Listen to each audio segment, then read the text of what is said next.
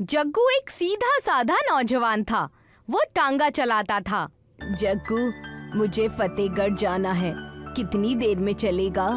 बैठ जाओ मौसी, 3-4 सवारी और हो जाए फिर चलते हैं। टांगा चलता जाता और गांव के लोगों के बीच सफर के दौरान बातें होती।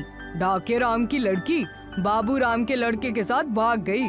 डाके राम रुद्रपुर ढूंढने गए हैं दोनों को। अब लड़के लड़कियों को मोबाइल दिलाओगे तो यही होगा ना। मोबाइल ने बिगाड़ा है औलादों को। एक बात बताओ मौसी, जब मोबाइल नहीं था तो क्या इस तरह के हादसे नहीं होते थे? जिन्हें बिगड़ना ही है उन्हें कौन रोक लेगा? और फिर एक साथ भागने में बिगड़ना क्या? प्यार करते थे एक दूसरे से, साथ रहना चाहते थे, इसलिए भाग गए। अगर कस्बे में साथ में रहने की आजादी मिल जाती तो भागना ही नहीं पड़ता। अरे जग्गू, तुम क्यों इतने शांत बैठे हो? तुम्हारी शादी की बात आगे बढ़ी या नहीं? अभी तो आगे नहीं बढ़ी चाचा। सोनपुर से जो रिश्ता आया था उनका अभी तक कोई जवाब ही नहीं आया है। मैं तुम्हारी शादी करवाता हूँ। मीरगंज गांव की लड़की है, 5 भाइयों की अकेली बहन है। इतवार को तुम मेरे साथ लड़की के घर चलना। रविवार वाले दिन जग्गू जुम्मन चाचा के साथ लड़की के घर गया। लड़की खूबसूरत थी। जग्गू ने उसे देखते ही पसंद कर लिया। कुछ ही दिनों में जग्गू के घर दुल्हन आ गई। लड़की का नाम अन्नपूर्णा था। अन्नपूर्णा बोलने में एकदम तेज और खाने में भी सबसे आगे रहती थी। आज शाम को जब घर आना तो मेरे लिए 2 किलो इमरती लेते आना। अरे बेटा, बीच में तांगा रोककर कहाँ जा रहे हो? बस 5 मिनट रुकिए मौसी, घर वालों ने मिठाइयाँ मंगाई है। बंसी भैया, 2 किलो इमरती पैक करा दो। लगता है आज खाने की जगह इमरती ही खाओगे। मैं नहीं खाऊंगा, मेरी बीवी खाएगी। जग्गू इमरतियाँ लेकर घर पहुँचा। ये लो अन्नपूर्णा, तुम्हारी इमरती। मुझे बेहद जोर से भूख लगी है, जल्दी से खाना लगा दो। खाना नहीं बनाया है मैंने, गोभी रखी है, काट के छौंक दो और आटा मढ़कर रोटियां सेक लो। जग्गू ने सोचा खाना बनाने से पहले वो कुछ इमरतियां खा ले, लेकिन जैसे ही जग्गू ने इमरती को हाथ लगाया, अन्नपूर्णा ने उसे रोक दिया। तुम मेरी इमरतियां क्यों खा रहे हो? तुम अपने लिए इमरती लेकर नहीं आए? अरे हाँ, मैं अपने लिए तो लाना भूल ही गया, माफ करना। मैं खाना बनाकर ही खा लेता हूँ। अगले दिन जब सुबह को जग्गू तांगा लेकर घर से निकलने ही वाला था तो अन्नपूर्णा बोली, आज शाम को जब घर लौटो तो 2 किलो इमरती, 1 किलो रबड़ी और आधा किलो बर्फी लेकर आना। उस दिन भी शाम को जग्गू अन्नपूर्णा का बताया सारा सामान लेकर पहुंच गया। जग्गू खुद खाना बनाता और अन्नपूर्णा रोज महंगी महंगी मिठाइयाँ खाती। जग्गू अपनी बीवी की खूबसूरती के मोह पाश में बंधा हुआ था, इसीलिए वो अपनी बीवी की हर मांग को स्वीकार कर लेता और घर का काम न करने पर भी नाराज नहीं होता। लेकिन अन्नपूर्णा की मांगे बढ़ती ही जा रही थीं। जग्गू की इनकम सीमित थी, इसलिए एक दिन जग्गू मुश्किल में पड़ गया। कल मैं माँ अन्नपूर्णा की पूजा करूंगी और उसके लिए 11 तरह की मिठाइयों का भोग लगाऊंगी। आपको ये 11 तरह की मिठाइयाँ लानी है। अन्नपूर्णा ने जग्गू को मिठाइयों की लिस्ट पकड़ा दी। सभी मिठाइयों की मात्रा 1-1 किलो थी। जग्गू ने उस दिन 3 चक्कर एक्स्ट्रा लगाए, लेकिन फिर भी वो 11 किलो मिठाई के पैसे नहीं जुटा पाया। जग्गू अपने एक दोस्त के पास पहुंचा। शंकर, मुझे 500 रुपए उधार दे दो, मैं तुम्हें कल लौटा दूंगा। कोई जल्दी नहीं जग्गू, आराम से लौटा देना। जग्गू ने उधार लेकर पैसे जुटाए, लेकिन 1 किलो मिठाई फिर भी कम पड़ गई। मेरे पास 10 तरह की मिठाई है। अगर तुम्हें 11वीं मिठाई भी चाहिए तो तुम्हें शहर जाना होगा। अगर मैं शहर जाऊंगा तो किराया खर्च होगा, रात होने वाली है। मेरे पास पैसे भी बेहद कम बचे हैं। क्या पता शहर में मिठाई कितनी महंगी होगी। जग्गू 10 किलो मिठाई लेकर ही घर पहुंचा। आज तुमने बहुत देर कर दी, मैं कब से पूजा करने के लिए बैठी हूँ। मिठाई का इंतजाम करने में जरा देर हो गई। ये रही तुम्हारी मिठाइयाँ। अन्नपूर्णा ने मिठाई खोलकर देखी। ये क्या, 11वीं मिठाई कहाँ है? वो दरअसल 11वीं मिठाई कस्बे में मिली नहीं, उसके लिए शहर जाना पड़ता। तो शहर चले जाते। शहर जाता तो किराया बड़ा खर्च होता, मिठाई के लिए पैसे ही नहीं बचते। हमारे घर के पूर्वजों के समय से ये पूजा होती आ रही है। हर बार 11 तरह की मिठाइयाँ होती हैं। तुमने मेरी पूजा तुड़वा दी। तुम मेरी मांगे पूरी नहीं कर पा रहे। मैं मायके जा रही हूँ। नहीं अन्नपूर्णा, मायके मत जाओ, मैं तुम्हारी हर मांग पूरी करूँगा। मैं टांगा चलाना छोड़कर कोई और काम शुरू करूँगा। तुम मिठाई बनाने का काम शुरू करो। और अभी फिलहाल जो पैसे तुम्हारे पास बचे हैं उनसे 1 किलो इमरती और ले आओ। 11 तरह की मिठाई न सही 11 किलो ही सही। अन्नपूर्णा ने 11 किलो मिठाई का भोग लगाया और अगले दिन सारी मिठाई अकेली ही खाई। ये मिठाई आदमी नहीं खा सकते, देवी माँ का प्रसाद केवल औरतों के लिए ही होता है और इस घर में मैं अकेली औरत हूँ। जग्गू ललचाता रह गया और अन्नपूर्णा सारी मिठाई खा गई। जग्गू ने अपना तांगा बेचकर मिठाई की दुकान शुरू की। रात में दुकान बंद करने के बाद जग्गू अन्नपूर्णा के लिए कोई न कोई मिठाई लेकर पहुंचता। ज्यादातर अन्नपूर्णा इमरतियां ही मंगाती थी। आप बहुत कम इमरतियां लेकर आते हो, मैं अब हर शाम दुकान पर ही आ जाया करूंगी। अन्नपूर्णा ने दुकान पर जाना शुरू कर दिया। जग्गू जितनी मिठाई बनाता आधी तो अन्नपूर्णा ही खा जाती। जग्गू को धंधे में घाटा होता जा रहा था। फिर भी बीवी कहीं मायके ना चली जाए, इस डर से जग्गू ने अपनी जान पहचान के लगभग सभी लोगों से कर्ज लेकर मिठाई बनाने का काम जारी रखा। लेकिन ऐसा कब तक चलता? आखिरकार एक दिन सारे कर्जदार जग्गू के घर पहुंच गए। जग्गू, तुम भले आदमी हो, ये सोचकर हमने तुम्हें पैसे दे दिए, लेकिन तुम तो कर्ज लेकर भूल ही गए। अब या तो हमारा कर्ज लौटा दो या ये मकान खाली करो। तुम्हारा घर बेचकर हम हमारा पैसा वसूल करेंगे। जग्गू के पास पैसे तो थे नहीं, इसलिए उसका घर बिक गया और सारे कर्जदार अपने अपने पैसे लेकर लौट गए। क्या तुम कुछ दिन किसी झोपड़ी में रह लोगी? मैं शहर जाकर कुछ काम कर लूंगा और वहाँ से पैसे इकट्ठा कर लाऊंगा, लेकिन इसमें थोड़ा वक्त तो लगेगा ही। मैं झोपड़पट्टी में नहीं रहने वाली, और फिर मैं खाऊंगी क्या? अब तो तुम्हारे पास पैसों के नाम पर एक ढेला भी नहीं है। मैं तो मायके जा रही हूँ। अन्नपूर्णा जब मायके जा रही थी तो बंसी हलवाई की नजर उस पर पड़ी। अरे जग्गू की पत्नी, कहाँ जा रही हो? और जग्गू कहाँ है? अब मेरा जग्गू से कोई संबंध नहीं, वो तो कंगाल हो चुका। ये लो 100 रुपए और मुझे इमरती खिलाओ। बंसी हलवाई अन्नपूर्णा की खूबसूरती पर मोहित हो गया। मैं तुमसे पैसे नहीं लूंगा और मेरे पास मिठाई की कोई कमी नहीं है। अब तो मेरे दुकान में 15 तरह की मिठाई है। अगर तुम चाहो तो मेरे साथ शादी कर लो, जितनी इमरती चाहोगी खाने को मिलेगी। अन्नपूर्णा को तो बस ऐशो आराम और खाने पीने से ही मतलब था। उसने बंसी हलवाई से शादी कर ली। जग्गू ने सोचा कि वो शहर जाकर पैसे कमाएगा और फिर अन्नपूर्णा को अपने पास वापस बुला लेगा। लेकिन जब जग्गू को पता चला कि अन्नपूर्णा ने दूसरी शादी कर ली तो उसकी प्रेरणा ही टूट गई। जग्गू को अपने खर्चे के लिए तो पैसे कमाने ही थे, इसलिए उसने अपने पुराने तांगे चलाने वाले धंधे पर वापस लौटने की सोची। जग्गू के पास घोड़ा खरीदने के लिए भी पैसे नहीं थे। वो जंगल में किसी जंगली घोड़े की तलाश में गया। काफी खोजने पर भी उसे कोई घोड़ा नहीं मिला। वो थक कर एक दरख्त के नीचे बैठ गया। घोड़ा ना सही, कोई गधा या खच्चर ही मिल जाए, वरना तो भूखे मरने की नौबत आ जाएगी। जग्गू की नजर अपने सामने के दरख्त पर पड़ी। उस दरख्त के तने में कोई इंसान जैसी आकृति दिख रही थी। जग्गू ने एक मजबूत लकड़ी से दरख्त के तने को खुरेदना शुरू किया। जग्गू दरख्त के तने से उस इंसान जैसी आकृति को बाहर निकालना चाह रहा था, लेकिन दरख्त के तने में से एक पूरा आदमी ही बाहर निकल पड़ा। शुक्रिया बेटे, तुमने मुझे कैद से रिहा कर दिया। आप कौन हैं और इस दरख्त में कैसे कैद हो गए? मेरा नाम रामदास है। मेरी एक बेटी थी, लेकिन उसे एक लाइलाज बीमारी हो गई थी। हकीम ने बताया कि केवल किसी 1000 साल पुराने नाग के जहर से ही मेरी बेटी ठीक हो सकती है। मैं नाग की खोज में जंगल आ गया। मुझे जंगल में एक इमरती एक्सप्रेस मिली। वो जंगल में कुछ आगे ही है। मैं अभी तुम्हें उसे दिखाऊंगा, लेकिन पहले तुम मेरी पूरी कहानी सुन लो। इमरती एक्सप्रेस को मैंने वही छोड़ दिया क्योंकि मेरा लक्ष्य अपनी बेटी को बचाना था। जिस हकीम से मेरे बेटी का इलाज चल रहा था वो मर गया, लेकिन उसने नाग के जहर से बेटी का इलाज कैसे होगा ये तरीका मुझे बता दिया था। मैं अपनी बेटी को जंगल में साथ लेकर घूमने लगा। आखिरकार मुझे 1000 साल पुराना नाग मिल गया।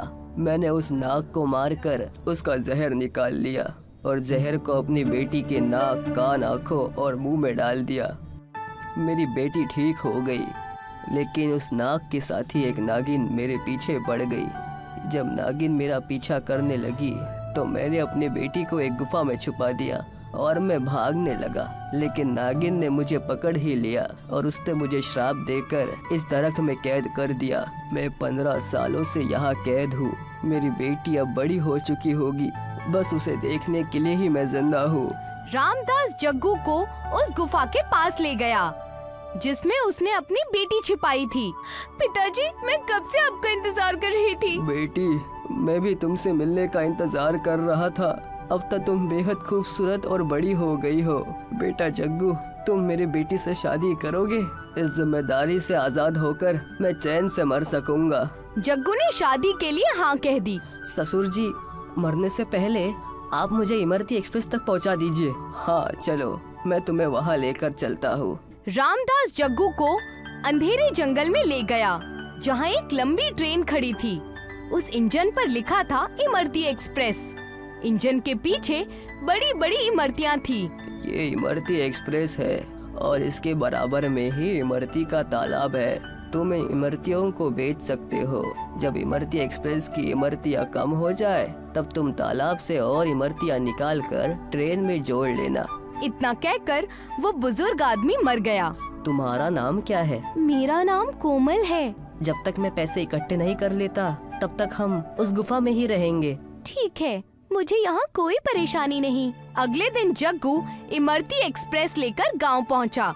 बड़ी बड़ी इमरतियों की इतनी लंबी कतार को देखने के लिए गांव वालों की भीड़ लग गई। कस्बे वालों, ये इमरती एक्सप्रेस है, केवल 10 रुपए दीजिए और जी भरकर इमरती खाइए। इमरती खाने वालों की भीड़ लग गई। 10 रुपए में स्वादिष्ट इमरतियाँ, वो भी पेट भर के खाने को मिल रही थी। जग्गू एक दिन में हजारों रुपए कमाने लगा। वो रोजाना इमरतियों के तालाब से इंजन में इमरतियाँ जोड़ता और ट्रेन को गांव में ले आता। उधर बंसी हलवाई का धंधा ठप हुआ जा रहा था क्योंकि गांव वालों को जग्गू से बहुत सस्ते में मिठाइयाँ मिल रही थीं। तुम आजकल इतनी कम मिठाइयाँ क्यों बना रहे हो? मिठाई बिक ही नहीं रही तो मैं ज्यादा बनाकर क्या करूँ? वो जग्गू कैसे इमरती एक्सप्रेस लेकर आया है। सारे कस्बे वाले उसकी इमरती खाकर ही खुश है। अन्नपूर्णा ने इमरती एक्सप्रेस का नाम सुना तो उसके कान खड़े हो गए और वो एक दिन जग्गू के पास पहुंची। जग्गू, मैं दोबारा तुमसे शादी करना चाहती हूँ। बंसी कम मिठाई बना रहा है, मेरा तो पेट ही नहीं भरता। मैं अब तुमसे शादी नहीं कर सकता क्योंकि मुझे तुमसे भी ज्यादा खूबसूरत बीवी मिल गई है। और बंसी से कह देना कि जल्द ही उसे अपनी दुकान इस कस्बे से हटा देनी चाहिए क्योंकि मैंने अपनी इमरती बेचकर बहुत पैसा इकट्ठा कर लिया है। अब मैं अपनी इमरती एक्सप्रेस चलाने के साथ साथ एक बड़ी मिठाई की दुकान भी खोलूंगा जिसमें 21 तरह की मिठाइयाँ मिला करेंगी। लेकिन तुम्हें कुछ भी खाने को नहीं मिलेगा क्योंकि अब तुम मेरी बीवी नहीं हो।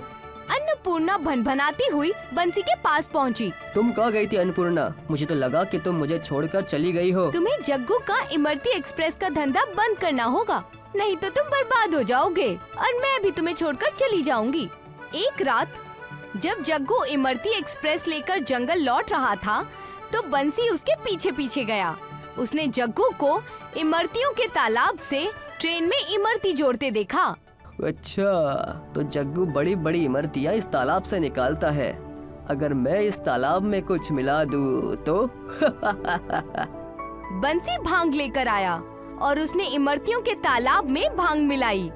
भांग वाली इमरतियाँ गांव पहुंच गई। जो भी इमरती खाता उसे नशा चढ़ जाता, लेकिन इससे लोगों को इमरती खाने में और भी मजा आने लगा। दूर दूर से लोग भांग वाली इमरतियाँ खाने के लिए आने लगे। जग्गू को भी हैरत हो रही थी कि आखिर इमरतियों में ऐसा क्या मिल गया कि लोगों की भीड़ बढ़ती जा रही है। जग्गू को इमरती का दाम बहुत बढ़ाना पड़ा, तब इमरती एक्सप्रेस के पास भीड़ कुछ कम हुई। मेरा दाव तो उल्टा पड़ गया। जग्गू तो भांग वाले इमरतियों से और अमीर होए जा रहा है। तुम्हारे अंदर अक्ल नहीं है, अब मैं ही कुछ करती हूँ।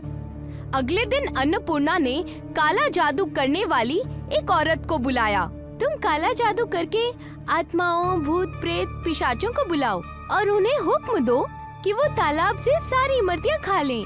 अन्नपूर्णा, बंसी और काला जादू करने वाली औरत रात में इमरतियों के तालाब पर पहुँचे। उन्होंने काला जादू करके आत्माओं को बुला लिया। इस तालाब की सारी इमरतियों को खाकर खत्म कर दो। हमें इमरतियाँ पसंद नहीं, हमें तो इंसानों का मांस पसंद है, हम तुम्हें ही खाएंगे। सारे भूत उन तीनों के पीछे पड़ गए। अन्नपूर्णा, बंसी और जादूगरनी भागने लगे। अरे कोई बचाओ, अरे कोई बचाओ हमें, ये आत्माएं हमें खा जाएंगी, कोई बचाओ हमें। इस तरह अन्नपूर्णा खुद ही अपने बिछाए जाल में फंस गई। सोनपुर गांव बांस की खेती के लिए मशहूर था।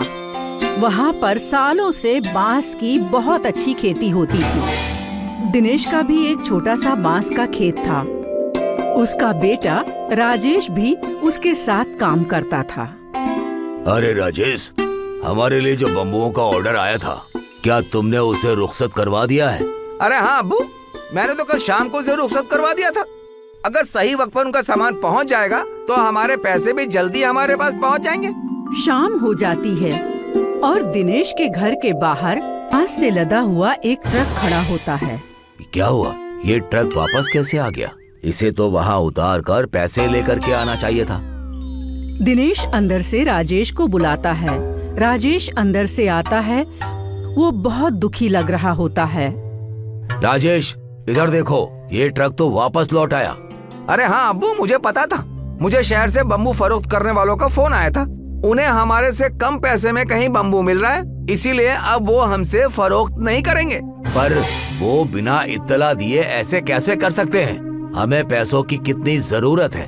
अब हम इतने सारे बम्बुओं का करेंगे क्या? तुम उनसे कहो कि वो हमसे बम्बुओं को कम पैसों में फरोख्त कर ले। पर अब्बू, मैंने उनसे गुफ्तगू की, पर वो किसी भी वजह से हमारे बम्बुओं को फरोख्त नहीं करना चाहते। और मैंने उन्हें ये भी कहा कि मैं उन्हें आधी कीमत पर बम्बुओं को बेच दूंगा, पर वो माने ही नहीं। दिनेश और राजेश को इस धंधे से बहुत उम्मीद थी। कुछ दिनों से उनका कारोबार वैसे भी ठीक नहीं चल रहा था और अब इतने बड़े ऑर्डर के वापस आ जाने से उनको धंधे में बहुत बड़ा नुकसान हो गया था। एक दिन राजेश दिनेश के पास जाता है और कहता है, अरे अब्बू, आप बिल्कुल फिक्र मत करो। मैंने सोच लिया कि अब हम इतने सारे बम्बुओं का करेंगे क्या। अच्छा बताओ, क्या करोगे? मुझे तो कोई रास्ता नजर नहीं आ रहा। मैंने तो अपने सारे दोस्तों से मदद मांगने के बारे में भी सोच लिया, पर कोई भी हमारी मदद करने को तैयार नहीं। सबकी माली हालत बहुत ही खराब है। बाजार में बम्बुओं की कीमत भी कम होती जा रही है। इसीलिए अब्बू, हमने इस बात पर गौर किया कि आज से हम बम्बुओं का कारोबार नहीं करेंगे। अरे तो फिर हमारे पास बचा ही क्या? हम और क्या कर पाएंगे? अरे अब्बू, हम पिज्जा बनाएंगे। है? क्या? पिज्जा? वो कैसे? अब्बू, शहर से मेरे एक दोस्त का फोन आया था। जब हमने उसे अपने हालात बताए तो उसने मुझे एक बहुत ही अच्छी तरकीब बताई। शहर में पिज्जा की बहुत ही मांग है। अलग अलग तरह के पिज्जे बनते हैं। उसमें से जवानों का एक पसंदीदा चीज है बम्बू पिज्जा। उसमें बम्बुओं को अंदर से खोखला करके पिज्जा बना दिया जाता है। हम भी बम्बू पिज्जा का कारोबार शुरू कर देते। पर बेटा, हमें तो ऐसे कारोबार के बारे में जरा भी मालूमात नहीं है। अरे अब्बू, आप फिक्र मत करो। अरे मेरे दोस्त ने कहा है वो हमारी हर तरह से मदद करेगा। राजेश दिनेश के साथ मिलकर बम्बू से पिज्जा बनाने की सारी तैयारी करता है और फिर धीरे धीरे बांस पर पिज्जा बनाना सीख जाते हैं। उसके बाद वो तय करता है कि वो एक दुकान बनाएगा। राजेश और दिनेश मिलकर बांस से एक छोटा सा होटल बनाते हैं और उस होटल के दरवाजे से लेकर खिड़कियां, टेबल, कुर्सी सब कुछ बांस का बना होता है। शुरू में तो उनके होटल में कोई नहीं आता है, पर एक दिन कॉलेज के 2 लड़के उनके होटल में आते हैं। अरे भाई बहुत सूरज, कितना ही बेहतरीन होटल है। ये तो पूरा बांस से बना हुआ है और इसमें लिखा हुआ हमारी स्पेशलिटी है बम्बू पिज्जा। तो दुरुस्त है, चलो हम भी बम्बू पिज्जा को ट्राई करके देखते हैं। हाँ, दुरुस्त कहा। मैं उसे ऑर्डर देता हूँ। वो दोनों बांस पर बने पिज्जा यानी बम्बू पिज्जा का ऑर्डर करते हैं। अरे विवेक, तूने गौर किया कि यहाँ पर सारे कुर्सी टेबल भी बम्बू के ही बने हुए हैं और देख बम्बुओं से सजावट भी कितनी अच्छी की है यार। आज प्लास्टिक के जमाने में ये इको फ्रेंडली होटल तो बहुत ही बेहतरीन है। हम सब लोगों को ऐसी ही चीजों का इस्तेमाल करना चाहिए। मैं इस होटल के मालिक से बात करता हूँ कि उन्हें ऐसा होटल बनाने का तरीका कहाँ से आया। विवेक और सुरेश दिनेश को बुलाकर उससे सवाल पूछते हैं। अरे यकीनन आपका होटल बहुत ही खूबसूरत है। आपने ये सब कैसे किया? दिनेश उन दोनों को अपनी पूरी दास्तान बताता है। विवेक और सुरेश उससे बहुत मुतासिर होते हैं। क्या आपका कारोबार ठीक चल रहा है? क्या आप मुनाफा पा रहे हैं? यकीनन अभी तो हम मुनाफे में बिल्कुल नहीं हैं, पर यकीन करता हूँ कि आगे चलकर मुझे इससे फायदा बहुत जरूर होगा। हाँ, आप सब में से अलग हैं। आपको मुनाफा जरूर होगा। हम भी आपकी मदद करना चाहते हैं। हमारा एक YouTube चैनल है जिनमें हम अलग अलग चीजों को डालते हैं। अगर आपकी इजाजत हो तो हम अपने YouTube चैनल पर आपकी इस होटल के बारे में जानकारी देना चाहते हैं, और इंस्टाग्राम पर भी। इस तरह से और भी लोगों को और कॉलेज के स्टूडेंट्स को आपके होटल के बारे में जानकारी मिलेगी और आप बहुत मशहूर हो जाएंगे। सुरेश और विवेक बांस पर बना पिज्जा खाते हैं। वो पिज्जा उन्हें बहुत लजीज लगता है और वो लोग अपने दोस्तों के लिए बहुत सारा पिज्जा पैक करवा लेते हैं। उसके बाद अगले दिन वो अपने सारे दोस्तों को लेकर उसके होटल का अच्छा सा वीडियो बनाते हैं और बांस पर बनने वाले पिज्जा की रेसिपी भी शूट करते हैं। उसके बाद वो उसे अपने YouTube चैनल पर डालते हैं।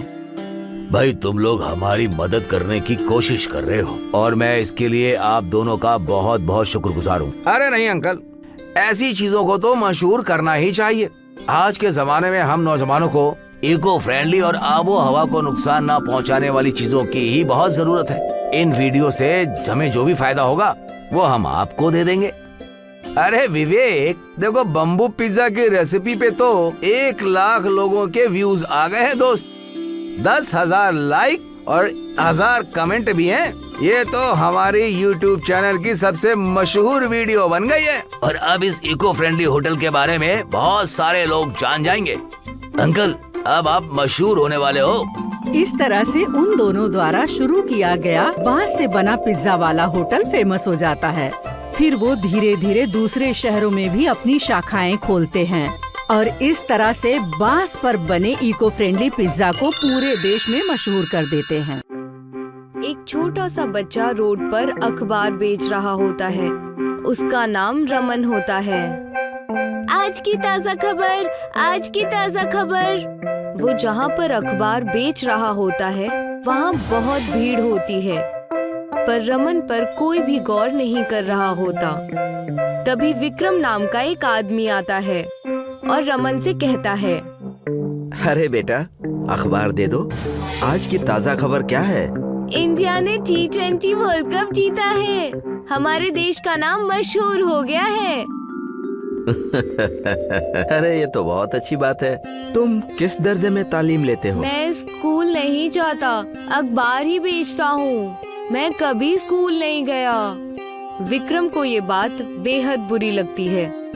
अरे मगर तुम्हारी उम्र तो तालीम लेने की है। कैसे माँ बाप है तुम्हारे जो तुम्हारे इतनी छोटी उम्र में तुमसे काम करवाते हैं? नहीं, उनकी कोई गलती नहीं है। वो तो इस दुनिया में है भी नहीं। अब्बा की तो मेरे जन्म से पहले ही मौत हो गई थी और मेरी अम्मी भी घर घर बर्तन धोने का काम करती है, जिससे घर चलाने में बहुत मुश्किल होती है। तुम्हारी अम्मा को पता है कि तुम इस तरह रोड पर अखबार बेचते हो? नहीं, उन्हें नहीं पता है। वो नहीं चाहती कि मैं काम करूं, पर मैं उनका इमायत बनना चाहता हूं। वो बोल ही रहा होता है कि पुलिस आ जाती है और सभी रोड के बगल की दुकानों को तोड़ना शुरू कर देती है। इसी में रमन की दुकान भी टूट जाती है। अरे चलो चलो चलो, यहाँ से खाली करो, रास्ता साफ करो, चलो। विक्रम को ये सब देखकर बेहद बुरा लगता है। वो रमन को ढूंढने की कोशिश करने लगता है, पर पुलिस वाले बाकी सारे दुकानदारों के साथ साथ रमन को भी अपनी गाड़ी में बिठा लेते हैं और थाने ले जाते हैं। हे भगवान, उस छोटे से बच्चे को उठा कर ले गई पुलिस। वो अपनी माँ को बिना बताए अखबार बेचता था। अब मुझे उसकी मदद करनी चाहिए। विक्रम भी थाने पहुंच जाता है और पुलिस वाले से बात करता है। जनाब, आपने इन सब लोगों को क्यों पकड़ रखा है? ये तो बेचारे अपना कारोबार इत्मीनान से कर रहे थे। अरे ये लोग गैर कानूनी तरीके से दुकान लगाकर रोड पर बैठ जाते हैं। इनकी वजह से जाम लग जाता है। अरे हम भी इनकी पेट पर लात नहीं मारना चाहते, पर मजबूरी है। हमें ऊपर से ऑर्डर आया है। विक्रम पुलिस की बातें सुनता है और रमन की ओर देखता है और फिर वो पुलिस से कहता है, जनाब, मैं उस बच्चे की जमानत कराना चाहता हूँ। उसे आप छोड़ दीजिए प्लीज। उसकी माँ घर पर इंतजार कर रही होगी। चलो, आपकी बात ठीक है, यहाँ दस्तखत करके उसको ले जाइए। जाइए। विक्रम रमन को अपने साथ लेकर बाहर आ जाता है। तुझे भूख लगी है? अरे लगी ही होगी। चल चल, तुझे मैं खाना खिलाता हूँ। विक्रम रमन को लेकर एक फूड प्लाजा में आता है। वो फूड प्लाजा विक्रम का ही होता है। वहाँ पिज्जा, बर्गर और मोमोज जैसे फास्ट फूड मिलते हैं। बेटा, बता तू क्या खाएगा? अब पिज्जा खाएगा? नहीं, मेरे पास पैसे नहीं है। आपने मेरी जमानत कराई, वही आपका एहसान है। अरे ये फूड प्लाजा मेरा ही है, तुझे पैसे देने की जरूरत नहीं है। तुझे जो भी खाना हो तू अपनी मर्जी से खा ले। मैं तुझे अपना समझकर ही कह रहा हूँ। रमन को विक्रम एक पिज्जा दिलाता है। रमन उस पिज्जा का एक टुकड़ा खाता है और फिर रख देता है। विक्रम ये देखकर रमन से पूछता है, क्या बात है रमन, तुझे यहाँ पर अच्छा नहीं लगा क्या? तूने पहले ये कभी नहीं खाया होगा, है ना? रमन अपना सर हिलाता है, जिससे वो बताना चाह रहा होता है कि वाकई उसे वो लजीज नहीं लगा। मुझे घर जाना है। मेरी अम्मी ने भी मेरे लिए खाना बनाकर रखा होगा। वो इससे कहीं ज्यादा लजीज होता है। मैं वही खाऊंगा। आपकी मदद के लिए शुक्रिया। अरे बेटा, तुझे शुक्रिया कहने की जरूरत नहीं है। और आज से तू रास्ते पर अखबार नहीं बेचेगा। देख, तुझे कल से मेरे फूड प्लाजा पर आना है और मैं तुझे काम दूंगा। ठीक है, मैं कल आता हूँ। विक्रम भी अपने घर चला जाता है। फिर अगली सुबह वो बैठा सोच रहा होता है। वो बच्चा अपनी माँ का सहारा बनना चाहता था। हालात की वजह से वो वक्त से पहले ही बड़ा हो गया। उसका बचपन भी फिक्रमंदी में गुजर रहा है। ना जाने वो कितनी मुश्किलों का सामना कर रहा है। आज वो आएगा तो मैं उससे कहूँगा कि मैं उसे पढ़ाऊंगा। वो अब काम न करे, उसे सिर्फ अच्छे से तालीम लेनी होगी। सुबह सुबह रमन विक्रम के फूड प्लाजा पर पहुंच जाता है। वो काम करने के लिए तैयार होता है। विक्रम उसे जैसे ही बोलता है कि वो उसकी तालीम कराना चाहता है, तो वो कहता है, नहीं, मैं अपनी तालीम अपने दम पर करना चाहता हूँ। अगर आप मुझसे कुछ काम करवाओगे, मैं तभी आपकी मदद लूँगा। मैं भी आपकी मदद करना चाहता हूँ। अरे तू तो बहुत गैरतमंद है और ये बात बहुत अच्छी है। तो ठीक है, तो शाम को बावर्ची खाने में काम कर लेना और बचा हुआ खाना घर ले जाना, ठीक है? रमन ये मान लेता है और फूड प्लाजा पर काम करना चालू कर देता है। एक रात वो अकेले बैठकर बचा हुआ पिज्जा खा रहा होता है।